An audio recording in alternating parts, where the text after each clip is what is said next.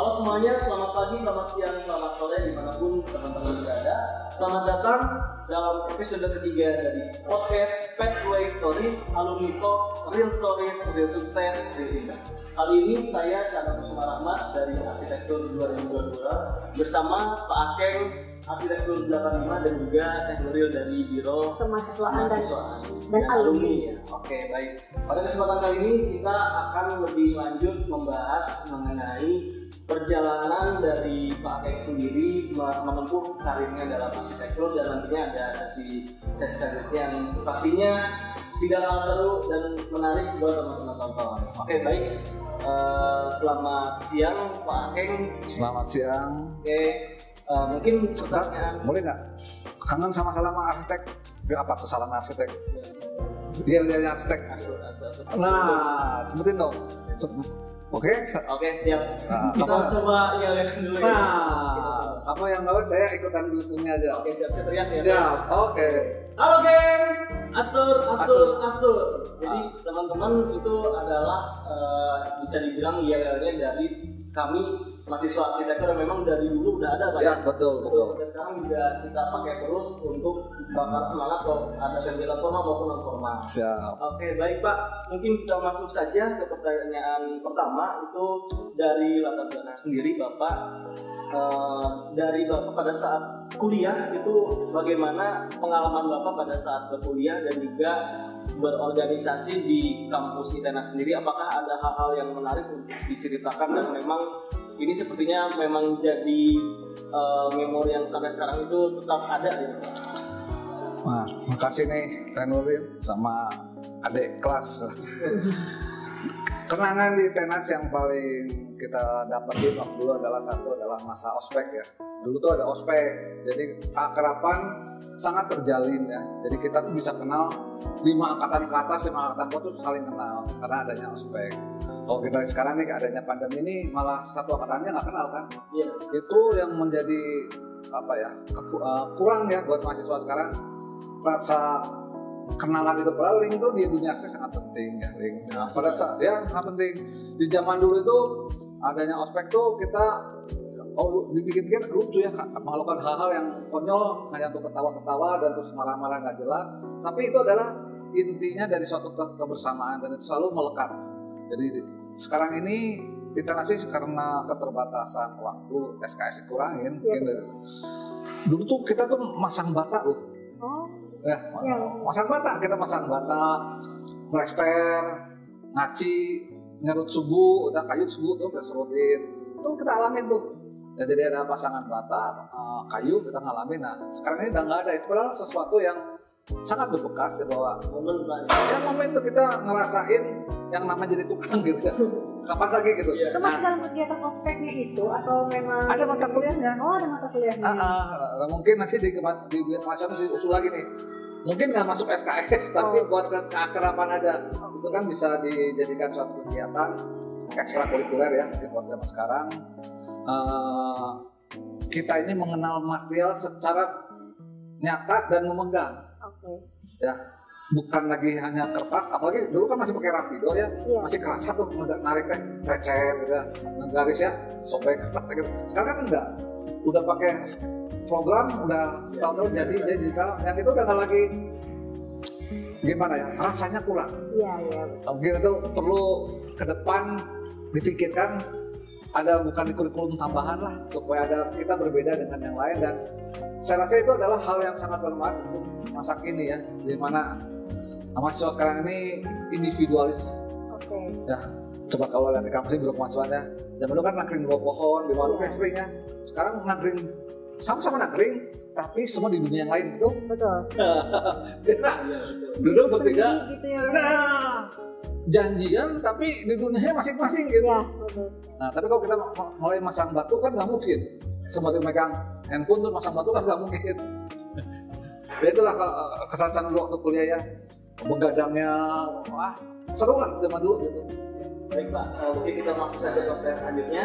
Kita masuk pada saat Bapak udah lulus nih Pak. Nah, untuk kisah awal perjalanan Bapak ketika menginginkan karir itu bagaimana secara tantangan dan keluh kesah dan juga kegagalan itu bagaimana Pak? Mungkin bisa di waktu itu di Bandung itu hanya ada beberapa kampus arsitektur yang top, middle, dan ITENAS. Dan dulu ATENAS berubah jadi ITENAS. Ada kampus yang kuat dengan konsep, dan bicara konsep aja. Ada kampus yang berbicara tentang desain, kuat banget. Kalau ITENAS ini apa aja dibicarakan, ya, apa aja dibicarakan, dan sampai pasang bata kan tadi ikut. Ya. Nah, ketika saya lulus dengan apa aja saya menguasai, saya bisa diterima di banyak kalangan. Dan kita merasa nih, aduh, kita nih middle ke kiri, middle ke kanan. Jadi kita kalau ada kerjaan, oke aja. Modalnya oke aja gitu kan. Jadi orang tuh lebih seneng alumni ITENAS. Ya, jadi saya juga pernah dengar sih itu. Ya, benar ya. Pernah dengar kayak semacam selentingan, semacam ya kayak testimoni lah. Ya. Gitu kan perusahaan itu lebih ingin merekrut alumni ITENAS karena dia bisa kemana aja gitu. Dia fleksibel seperti itu. Itu keuntungan dari ITENAS sebenarnya. Jadi mau aja kemana, terus apa aja bisa. Karena kan diajarin apa aja bisa. Dan kalau orang bilang nggak gampang apa ya, takut tangan kotor lah. Ya, apa dikerjain. Nah itu mestinya kamu sebagai junior saya harus menggali apa saja harus mau gitu. Jangan, oh ini saya arsitek, saya ini maunya ini. Nah aduh, itu nanti membebani diri sendiri gitu ya. Jadi, itulah kelebihan dari saya sebagai alumni ITENAS, menikmati masa-masa apa saja orang mau terima. Kalau sekarang saya rasa kampusnya makin banyak ya. Maksudnya persaingan makin ketat ya. Dan semua merasa jadi arsitek itu karena dulu jadi arsitek kurang gagal, dokter baru, arsitek keren. Sekarang kan alumni udah banyak yang berjaya jadi arsitek top, arsitek, keren ya. Nah, begitu jadi keren jadi ini kita kan arsitek, waduh. Jadi menutup jalannya diri sendiri gitu. Sebaiknya sih jangan gitu ya. Tapi kalau dari Chandra sendiri merasakan apa yang dirasakan oleh Pak Keng nggak, seperti memang sudah belajar apapun gitu? Betul Kak. Jadi teman-teman memang kelebihan ITENAS sendiri yang terutama di program studi arsitektur yang saya rasakan sekarang itu memang kita tidak hanya belajar apa yang mungkin tadi sempat dibahas juga sama Pak Keng. Beberapa kampus itu hanya fokus ke salah satu saja, kayak fokus ke desain, fokus secara fungsi. Tapi ITENAS itu memberikan mahasiswa media dan juga wadah untuk mempelajari semuanya. Jadi buat teman-teman jangan ragu lagi buat daftar ke ITENAS tahun sekarang. Betul nggak Kak? Betul. Oke, lanjut lagi ke pertanyaan selanjutnya mungkin. Pak, setelah tadi yang sudah Bapak sampaikan, kan Bapak bilang mungkin memang dari kita lulusan ITENAS itu bisa apa aja gitu ya, serba bisa. Nah dari Bapak sendiri, apakah keputusan yang diambil dalam berkarya itu seperti apa Pak? Mulai maksudnya menjurusnya itu ke bidangnya yang mana kalau dari Pak Keng? Di awal saya lulus agak terlambat, agak terlambat. Jadi nanti saya kasih ada satu gambaran lah. Saya lulus tuh saat itu nggak kayak sekarang. Sekarang lulus tuh pakai bagian ala kadarnya aja masih bisa kerja. Zaman dulu harus pakai dasi. Kita tuh mesti pakai dasi, ada kerapian, ada kayak eksekutif lah saat itu ya. Karena masanya seperti itu gitu. Tapi di saat kita pakai baju rapi, pakai dasi, kasarnya saat-saat tertentu harus lepas dasinya. Mesti pegang apa aja harus tahu gitu. Ya jadi saat itu ya. Nah, waktu itu ITENAS masih juga belum banyak alumninya yang udah meniti karir yang baik lah. Belum kedengaran, teknologi juga belum banyak kayak sekarang ya, kita bisa tahu ada di mana aja. Saat itu kan dari mulut ke mulut, alumni juga belum banyak. Jadi kita udah agak repot kalau kerja ke sini, aduh senior kita di sini nggak ada. Nah hari ini setelah saya merintis ini, saya ini jadi bagian salah satu alumni yang banyak lah adik-adik kelasnya yang cari saya gitu ya. Saya memberi banyak kesempatan, silakan deh kita berkarir bersama-sama. Lebih mudah sebetulnya zaman sekarang ya untuk berkarir, dan saya menjadi arsitek juga bukan suatu niat dari awal, wah saya mau jadi arsitek gitu. Enggak, saya tuh punya kesempatan. Nah kesempatan ini yang tidak mudah didapat. Kesempatan ini harus diraih dengan cara memberi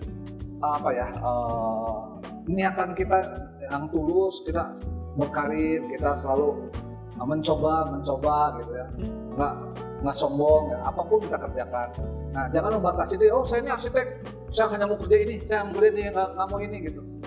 Nah, jadi awal saya tahun 90 90-an ya. Jadi saya tuh bukan dari arsitek itu, saya mulai dari interior design. Kenapa saya di interior design? Takut ambruk. udah nggak punya teman sipil, nggak punya, jadi cari interior yang gampang. Saya meneliti situ 10 tahunan lah. Nah pada suatu titik tertentu, klien saya yang maju bersama dengan saya, dia mulai menyatakan, kalau bikin hotel bisa nggak? Nah di situ mulai saya muncul, bisa. Iya, jawabannya bisa. Bisa mencoba menggambar.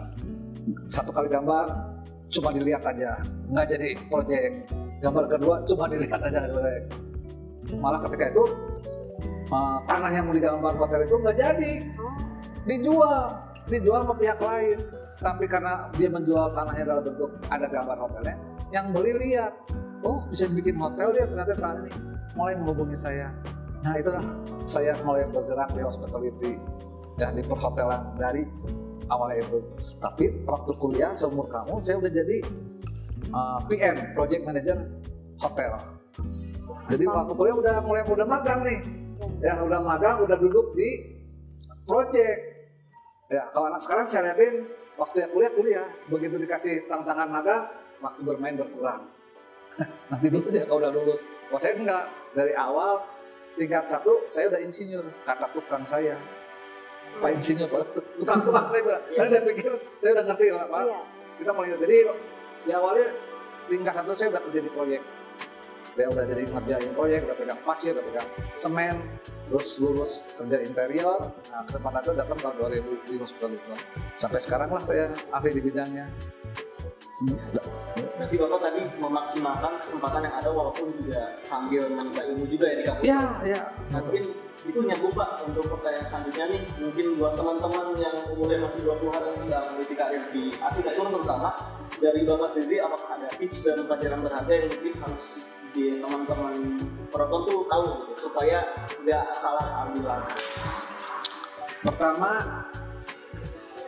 yang kuliah di arsitek harus banyak belajar setiap hari narik garis, freehand. Bapak penggaris itu Pak ya? Nggak freehand, karena itu adalah satu tanda bahwa kita arsitek. Ketika narik garis lurus, nah orang kata arsitek. Ya. Ketika kita ngobrol sama klien, nggak mungkin pakai laptop, nggak mungkin pakai pen, pakai kertas. Itu seninya. Karena dengan tarikan itu kertas. Nah disitulah kita mulai belajar. Nah jadi dan setiap hari tarik garis, tarik desain, itu paling penting. Karena makin banyak melihat, makin banyak mencoba, ilmu itu makin ada. Berarti harus sering diasah ya Pak ya gitu. Ya kalau pisau kalau nggak biasa kan tumpul. Iya betul juga sih Pak. Benar? Iya. Nah, tetap yang namanya pisau, kita kan bukan cutter dari pabrik kan. Iya. Kita lahir dari manusia yang harus selalu diasah. Ya kita kayak golok harus selalu diasah agar jadi tajam gitu. Dari Bapak sendiri, menurut Bapak peran kampus dalam perjalanan karir mahasiswa itu bagaimana Pak? Seberapa penting dan seberapa pengaruh sih? Jadi kampus itu adalah media yang mengarahkan, tapi tidak menjanjikan. Seringkali mahasiswa itu suka salah ketika saya ada di kampus A, saya menjanjikan bahwa akan berhasil. Padahal enggak semua kampus bisa menjanjikan. Dia hanya sebagai sarana untuk kita menjadi sesuatu oleh dari kampus, ya kan? Jadi itu memang kampus itu sarana saja. Kalau kita mau pergi ke Jakarta, misalkan, itu kampus itu kayak kendaraan. Kita pakai nggak? Bisa nggak mengemudikannya untuk sampai dengan selamat? Dan jangan mobil dia bisa sampai ya nggak mungkin lah, gitu ya. Jadi begitu. Tapi kalau misalnya kita pakai analogi kendaraan nih Pak ya. Kan kita belajar ilmu-ilmu mengendarainya, gimana ganti gigi, gimana cara injek kopling, dan sebagainya gitu kan. Nah, seberapa besar sih atau seberapa jauh ITENAS membentuk karakter Bapak, membentuk pola pikir Bapak sehingga Bapak bisa mengarungi gitu ya, mengarungi perjalanan karir Bapak hingga sekarang? ITENAS mempengaruhi saya dalam dunia karir saya saat ini adalah tadi ilmu-ilmu yang tidak ada di kampus lain. Sebaiknya itu dikembangkan lebih dalam lagi, lebih spesifikkan lagi nih Teh, supaya kita memang berbeda sama kampus lain. Iya. Nah, saya lihat punten deh, ITERAS sih ikut-ikutan nih, ikutin angin yang lain gitu. Lalu mestinya kita punya identitas kembali kayak zaman dulu. Saya kalau ITERAS orang tahu ITERAS, oh udah langsung kelihatan jadinya gitu. Kalau sekarang nih enggak nih, lihat ITERAS kayaknya kurang. Nah mungkin kedepannya lebih ditimbulkan fokusnya. Jadi kalau tadi lihat di mobil tuh, wah nih pembalap pasti nih ITERAS langsung kelihatan ada karakternya. Nah, itu mungkin ya kalau kata saya kedepannya sebenarnya seperti itu. Oke Pak, kita masuk ke sesi selanjutnya. Ini mungkin lebih ke pertanyaan cepat aja Pak. Ada beberapa pertanyaan. Dimana dari buku favorit Bapak itu apa Pak ya? Mungkin yang Bapak jadikan prinsip ataupun yang memang Bapak senang banget nih bukunya buat sekarang itu apa? Buku apa dulu nih? Saya buku kehidupan. Oh, tanya buku biografi yang saya ambil. Buku biografi. Bukan buku kalau misalkan saya arsitek nih. Oh terus karya si X ya enggak. Saya buku biografi yang saya ambil. Ada alasan terkhusus Pak kenapa? Karena kalau biografi itu kan saya melihat figur seseorang yang saya lihat, kenapa ya orang itu bisa sampai X. Mencapai X itu banyak caranya, bisa melalui ilmu kita sendiri, bisa kita mencari ilmu dari dia, dari mana dia naik. Nah, karena setiap manusia harus punya pemikiran kita, tadi saya bilang kesempatan itu dari mana caranya? Punya tangganya. Nah kita paling penting mencari, mesti lewat pintu mana nih, lewat tangga mana. Daripada kita mencoba belajar dari pengalaman, lama, mending belajar dari biografi. Oh, kitab A bilangnya biografi si X nih. Oh, lewat sini kita coba. Ya, nggak usah belajar dari nol, coba. Habis waktu lah. Teknologi terbikin cepat gitu ya Kak. Kalau kata Pak Habibie, saya baca bukunya, kalau bisa langsung perguruan tinggi, ngapain mesti dari SMP? Ya, kurang lebih itulah.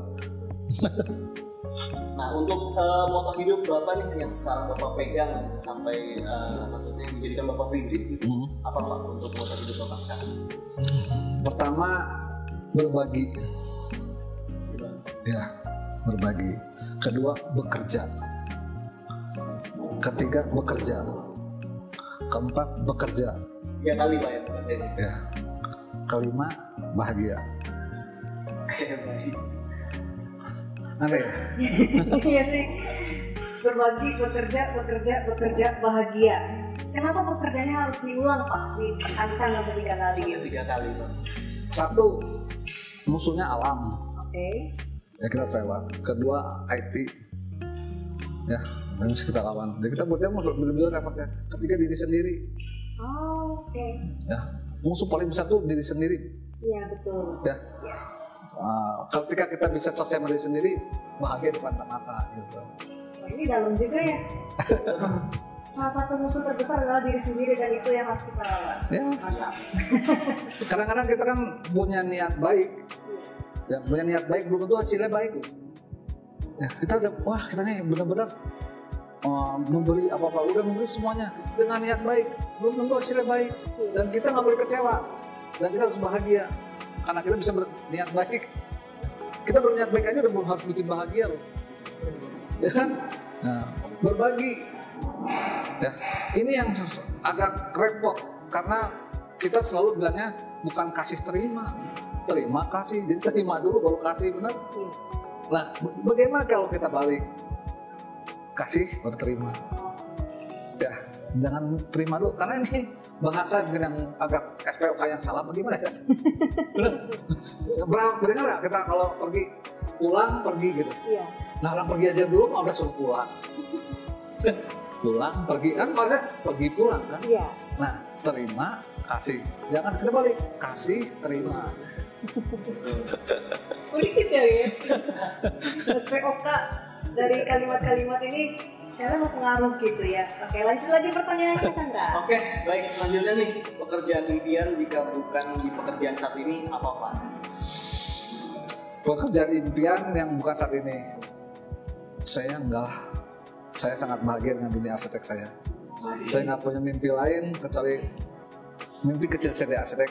Ternyata tercapai, walaupun beberapa teman saya bilang nggak mungkin lah lu jadi arsitek kayak gitu. Ternyata yang bilang nggak mungkin malah nggak jadi. Saya jadi. Jadi sangat udah jadi passion dari kecil Pak ya? Ya bermimpi yang kesampaian itu yang membahagiakan, betul. Kalau kaya, semua orang ingin kaya. Tapi kaya itu kan harus dikejar, capek. Ya. Kan namanya juga ngejar, yang namanya ngejar tuh capek. Ya, lebih baik kita menciptakan daripada mengejar. Udah kejar-kejar soalnya mau kejar kan capek. Kalau menciptakan enggak, kita bisa ukur. Iya. Benar nggak? Gitu. Jadi saya bersyukur nggak usah mengejar-kejar. Jadi tadi menciptakan pun masuk ke motor apa yang tadi ya, yang berbagi gitu Pak? Ya, berbagi itu kita kan kalau berbagi itu kan terukur ya. Seberapa banyak kita bisa berbagi sih? Nah, itu kan menciptakan kebahagiaan, menciptakan pekerjaan. Berarti intinya sesuatu yang bisa diukur adalah sesuatu yang menjadi landasan hidup Bapak gitu. Iya, sebenarnya begitu. Ada satu hal yang saya pelajari dari hidup ini adalah bahwa rezeki itu bukan dikejar, karena rezeki itu ada dekat kita kok, cuma kita nggak tahu. Ya, betul. Padahal kita melihat yang itu ada, kita lari ke sana, kita kejar. Padahal rezeki itu persis di belakang kepala, titiknya di sini nih kalau kamu lihat rezeki itu di belakang titik, nggak bisa dilihat pakai kaca, dekat tapi nggak bisa dilihat, itulah rezeki. Tapi diikhtiarin bisa. Makin kita berikhtiar, rezeki itu makin dekat. Baik, kita lanjut pertanyaan selanjutnya. Apakah ada kebiasaan produktif Bapak yang memang sering dilakukan nih sampai sekarang? Sampai sekarang yang udah pasti menggambar. Saya nggak bilang mendesain, saya bilang menggambar aja. Saya menggambar sampai hari ini, saya selalu masih menggambar. Di apapun Pak ya? Dalam kondisi apapun juga, saya selalu menggambar. Dan saya selalu berusaha untuk komit. Sebelum ayam berkokok, saya harus sudah mulai menggambar. Walaupun saya begadangan, walaupun saya banyak kegiatan yang sampai subuh, diusahakan saya sebelum berkokok harus sudah menggambar. Itu kan bentuk tanggung jawab. Gitu. Ya, baik, di pertanyaan terakhir Pak, mungkin apakah dari Bapak ada yang mau disampaikan dengan kalian alumni teman-teman yang ada di rumah, mungkin saran dan masukannya untuk teman-teman? Buat ITENAS, terima kasih sudah memberi saya sertifikat sebagai arsitek. Buat adik-adik saya di arsitek dan alumni yang lain di arsitek juga, yuk kita bangun sama-sama arsitektur ITENAS agar menjadi lebih baik dan lebih baik lagi. ITENAS berjaya. Mantap, keren banget ya pakai untuk pembicaraannya yang sungguh banyak dagingnya ya Kang Chandra ya, daging banget ini. Dan intinya, kalau misalkan kita sudah passion dari awal, kalau misalnya kita sudah punya gerakan atau misalkan kita juga sudah punya niat dari awal, jika kita memang ingin menjalaninya, lakukan dengan serius dan kita juga harus mencari cara untuk menggapainya. Karena apa? Karena sesuatu itu sudah bisa diukur. Seperti kebahagiaan, seperti rezeki dan lain-lainnya, itu kita ciptakan dan bisa diukur. Atau mungkin Kak Chandra ada tambahan lagi? Yang pastinya buat teman-teman yang udah ngikutin kita dari awal, kami harap teman-teman semua langsung gas daftar ITENAS, karena alumni kita itu keren-keren dari episode pertama sampai episode 3, dan nanti pun lebih banyak lagi konten yang kita bakal bikin alumni kita dari jurusan-jurusan yang lain juga kan. Betul, karena akreditasi ITENAS juga sudah unggul. Betul. Dan akreditasi Prodi juga bagus-bagus, jadi alumni juga nggak kalah keren gitu. Penasaran alumni mana lagi yang akan kita bedah, alumni mana lagi yang akan kita ajak ngobrol bareng gitu ya Kang Chandra ya? Stay tune aja di channel YouTube ITENAS, dan jangan lupa untuk follow Instagram kami di @cdc_itenas untuk mendapatkan informasi lebih lengkap lagi mengenai podcast ini dan juga info-info mengenai info magang, rekrutmen, lowongan kerja dan lain sebagainya. Oke, baik, sebagai penutup kami ucapkan terima kasih kepada Pak Ken telah melakukan. Terima kasih. Terima kasih Teh. Ya, mungkin kita bisa adakan kerjasama lagi ya Pak, mungkin harus. Hari. Ya. Sebagai penutup, saya Chandra Kusuma Rahmat selaku MC meminta maaf apabila ada kekurangan. Demikian episode ketiga dari podcast Redway Stories Alumni Talks. Saya pamit undur diri. Terima kasih. Assalamualaikum warahmatullahi wabarakatuh. Ya.